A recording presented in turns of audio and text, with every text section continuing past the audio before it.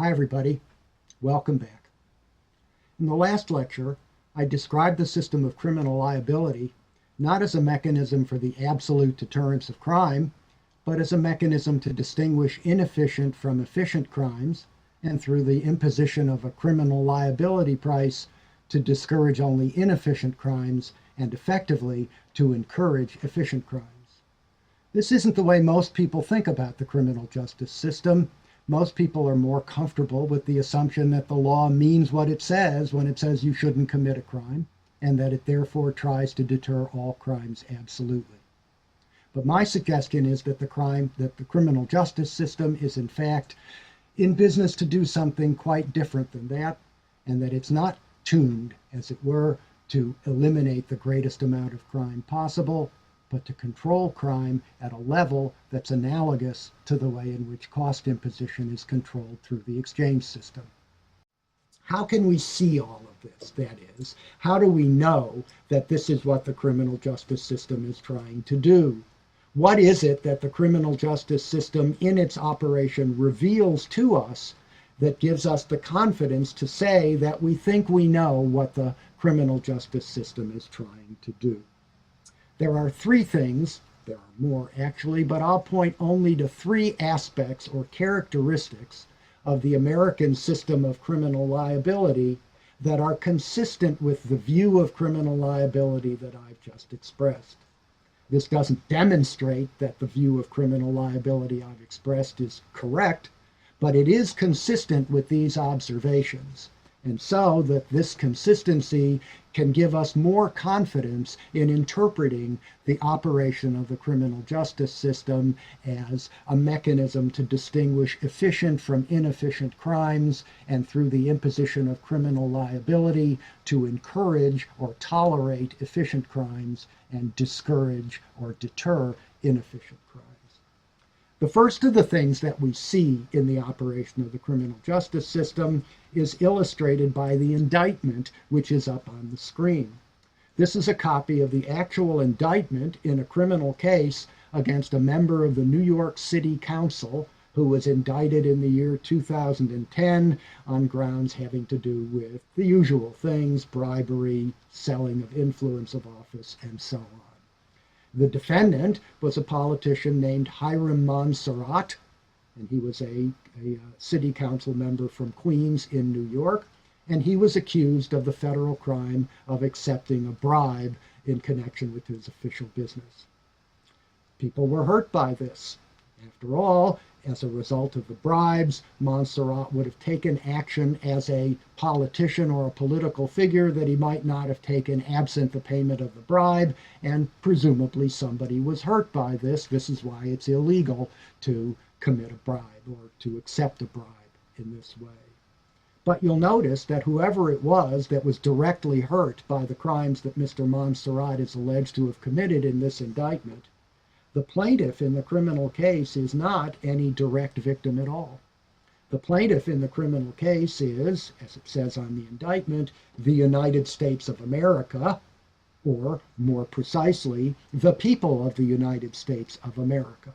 That is to say, the plaintiff in a criminal proceeding is not the direct victim, the person who is the one who suffered the most at the hands of the criminal. As we've said, that victim has recourse in the tort liability system. The plaintiff in a criminal proceeding is the state, and the state represents the indirect victims and not the direct victims. And the indirect victims are, in principle, everyone in the society. In reality, of course, not everybody knows about every crime. And so one of the legal fictions of the system is just the opposite. It's assumed that everybody does know about the existence of every crime, and that every crime creates outrage in the entire citizenry. Some points about this. As we've seen, direct victims retain their right to sue in tort. But the criminal proceeding is not about direct victims. It's not about compensating them. It's not about assuaging their situation. To the extent that direct victims are involved in the criminal proceeding at all, it's as witnesses to help determine the guilt and the degree of guilt of the defendant, rather than themselves to be compensated by anything that happens in the criminal court. Instead, the purpose of the criminal proceeding is to mediate the dispute, in our earlier example, between Mr. Montserrat and the people of the United States of America, not between Mr. Montserrat and the people who might have been the direct victims of his crime. A second point is that since the criminal process is directed not at direct victims, but only at indirect victims, people who suffer moral cost as a result of what the offender has done, it's not necessary that any crime have a direct victim at all. We do, in fact, in the United States at any rate, have many victimless crimes, as they're called. They're not really victimless crimes in this analysis, but they are crimes without direct victims. I've suggested earlier that in the state of Connecticut, it's illegal to use cocaine, not just in our friend Simone's dormitory room, but anywhere in the state of Connecticut. But if I purchase cocaine from somebody in a transaction which is satisfactory to me and the seller of the cocaine, and then I use the cocaine in my own room by myself, there is no direct victim of my crime. Nobody has suffered any economic cost at all as a result of my transaction with the dealer and my subsequent use of the cocaine in the privacy of my own home. But other people in the state may know, in principle, that I've done this and be terribly offended by it. The great American journalist H.L. Mencken once memorably said that a Puritan was somebody who was offended at the thought that somebody else might be having fun. Victimless crimes have this property. People are offended by the knowledge that other people are using cocaine. People are offended by the knowledge that other people are gambling. People are offended by the knowledge that other people employ prostitutes or other consensual sex workers. None of these activities imposes direct cost, economic cost, on anyone. Nobody but the indirect victims participates in any of these transactions involuntarily. Victimless crimes are crimes that create moral cost and thus are treatable through the criminal liability system, but they're crimes that create only moral cost and only in indirect victims and don't have any directed victims at all. And finally, punishments, again, as we'll see in a moment, are exacted so as to compensate indirect victims in kind for the moral costs that they've suffered at the hands of offenders. They've been made to suffer internally and psychically rather than financially or physically, and the compensation that they get from offenders through the criminal justice system is the satisfaction that the offender is now suffering psychically and mentally, but not necessarily physically or economically.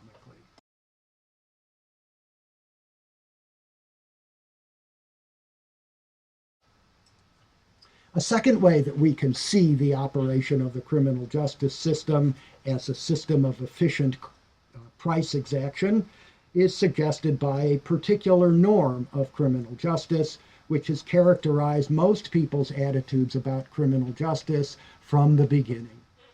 Here's one expression of it by Gilbert and Sullivan in their famous operetta, The Mikado, in a song where the Mikado sings, "My object all sublime I shall achieve in time, to let the punishment fit the crime, the punishment fit the crime." Making the punishment fit the crime was old news in 1885, because you can read the same thought in Exodus, the very first book of the Bible.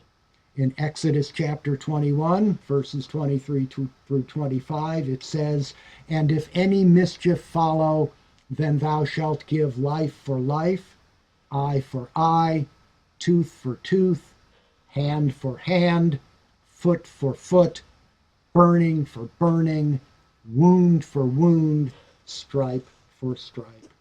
That is, Punishments are proportional and not infinite. Punishments are graduated according to the law's ranking of crimes by seriousness, and punishments reflect the law's judgment as to the seriousness of the crime. Shoplifting is a relatively trivial crime, although it is a crime. Murder is the most serious crime, and the penalty for murder is very, very much greater than the penalty for shoplifting. And in between the low-level crime of shoplifting and the very high-level crime of murder, there's a whole range of other crimes: larceny, robbery, armed robbery, fraud, sexual assault, rape, all sorts of things. All sorts of things. And the job of the legislature, in part, is to rank those offenses, first to determine which kinds of activities should be crimes, but once those crimes have been determined, to rank those crimes in terms of their seriousness and to measure that seriousness in terms of the penalties which are associated with that crime. More serious crimes get higher penalties, less serious crimes get lower penalties, so the punishments are graduated proportionally to seriousness. Notice that this is not necessarily the way that criminal punishment has to be imposed. Suppose, for example, that we were interested in the absolute deterrence of crime.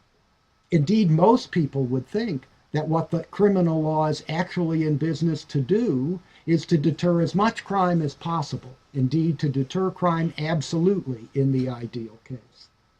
And indeed, it's within the grasp of the criminal liability system to at least approach the absolute deterrence of crime. What would this require? Well, suppose you caught a shoplifter tomorrow morning, a shoplifter who had simply taken a sweater off of a shelf in a store and managed to walk out of the store without paying for the sweater, and then was immediately apprehended by the store detective and charged with the crime of shoplifting. In the real world, shoplifting is typically punished by a very, very short prison term, maybe 6 months in prison at the most. How could we stop shoplifting? Well, suppose we took that one shoplifter that we caught and we drew and quartered him and then chopped off his head. That is, we performed a terribly horrible punishment upon him, all out of proportion to what he had done. He'd be like Admiral Byng. But as a result of that terribly disproportional punishment, we would have shown that we were serious about stopping shoplifting, and no rational shoplifter would ever take the chance of shoplifting again if that shoplifter knew that there was even a possibility that this horrible punishment would be visited upon him. That is, we could approach the absolute deterrence of crime by simply punishing every crime that everybody commits at the maximum level of seriousness. If we did this, then the only crimes that would be committed would be by people who either were irrational and not paying attention to the possibility of punishment at all, or by the vanishingly small number of people for whom a crime like shoplifting would produce more value to them than the price of a horrible death and a horrible punishment to create it. So we don't do that. We don't take the action that would be required to approach absolute deterrence. This is an idea that many people have difficulty wrapping their brains around. How is it that the criminal law could be in business in such a way that it doesn't deter as much crime as possible, and indeed where it seems to be encouraging some kinds of crimes rather than discouraging all crimes? What do we do instead? Well, as we've seen, we try to match the punishment to the costs of the crime. The reason that shoplifting is punished so much less severely than murder is because the moral costs that are imposed by an act of shoplifting are much, much smaller than the moral costs that are imposed by an act of murder. Everybody knows that murder is an outrageously unjust thing to do. When somebody commits a murder, people's reaction is to be horrified and to be furious. When people commit a shoplifting, their reaction is to be angry and to wish that that had not happened and to hope that the perpetrator has something done to him which will teach him a lesson. But not to put him in the electric chair or put him in the gas chamber, but only to punish him in proportion to what it was that he had done. But if we do this, as I've emphasized many times, this will not deter as many crimes as would those very, very high penalties for every crime. And more importantly, matching punishments to the cost of the crime will mean that in principle, only inefficient crimes will be deterred. Only those crimes which produce less value for the perpetrator than they produce cost for the indirect victims will be deterred by the imposition of the criminal liability price. If, on the other hand, the offender believes that the economic and moral value to him of committing the crime is greater than the sum of the moral costs borne by all the people who are outraged by the crime, then the crime is an efficient crime. More value is created with the commission of the crime than if the crime were not committed. And the criminal liability system is there to make sure that once such a crime is committed, the perpetrator shows his bona fides, as it were, by paying the appropriate liability price that in principle compensates the indirect victims for the moral cost of the crime, and that crime will not be deterred by such a system of punishment. The third way that we can see the criminal justice system operating so as to support this view of what it is trying to do has to do with the nature of punishment. Indeed, everybody knows that punishment by imprisonment, which is the way that Americans are primarily punished by the law, is a very, very unhappy situation. Anybody who's ever been in a prison in any capacity, not just as an inmate, but as a visitor or as somebody who is employed to work in the prison, everybody knows that prisons are extraordinarily unpleasant places for people to be. Not only is their liberty deprived while they're in the prison, that is, their physical body is incarcerated and not allowed beyond certain physical spaces, and their motions in the course of a day are highly regulated by the discipline of the prison. Prisons are lonely, prisons are violent, and there are a lot of bad people in prisons. It is not a very, very happy place to be. Moreover, everybody understands what it would be like to lose your liberty, to be in fear of violence all the time, and to be lonely for as long as people who are imprisoned are lonely. I've never been imprisoned, although I have visited a prison and I have worked in a prison. And I can understand and appreciate the kind of suffering that goes on in a prison. I've spoken to prisoners, and indeed I've been able, at least imaginatively, to put myself in their place and to imagine what it would be like to spend a year or a decade or a lifetime in prison, and I can understand why it would be such an unpleasant thing. Okay? So if somebody is punished by imprisonment, and I am in principle aware that he is being punished by imprisonment, then I know what's happening to him, and I can appreciate the kind of cost that he is suffering as a result of his incarceration. It's this quality of incarceration that makes it compensation in kind for the kinds of psychic or moral costs that were imposed by the crime in the first place. One might say, as some economists have proposed, that a better way to punish offenders would be to fine them rather than to expend the money that we have to spend to support an expensive system of incarceration. Prisons are very expensive to operate. They're in business only to produce suffering and misery for their inmates.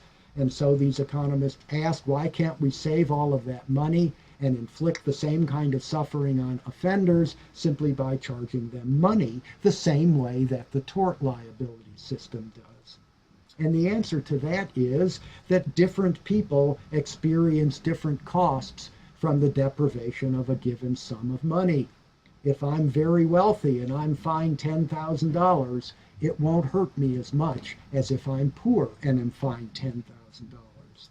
And so fines cannot exact the same degree of suffering in different people, because different people have different attitudes about money, different people have different amounts of money, and therefore the same fine will inflict different levels of disutility or suffering on different individuals. Loss of liberty and living in loneliness and fear, as one must in a prison, doesn't have this variability across individuals. Most people believe that almost everybody suffers in the same way and largely to the same degree by the fact of imprisonment.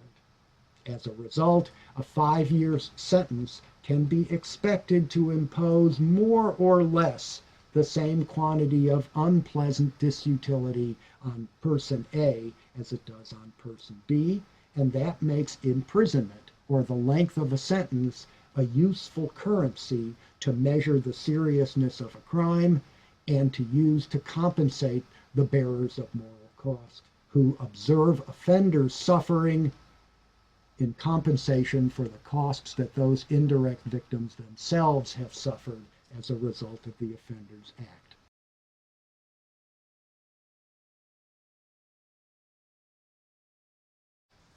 So to summarize, criminal liability is incurred not to direct victims who are cared for by the tort system, but by indirect victims who are given by the law an entitlement to be free of the moral costs that are imposed by the criminal acts of other people. The rule of proportionality, which governs the American system of criminal liability, and indeed most of the systems of criminal liability across the world, is not a system for absolute deterrence, but a system of vengeance organized to distinguish efficient from inefficient cost imposition and to discourage only inefficient cost imposition.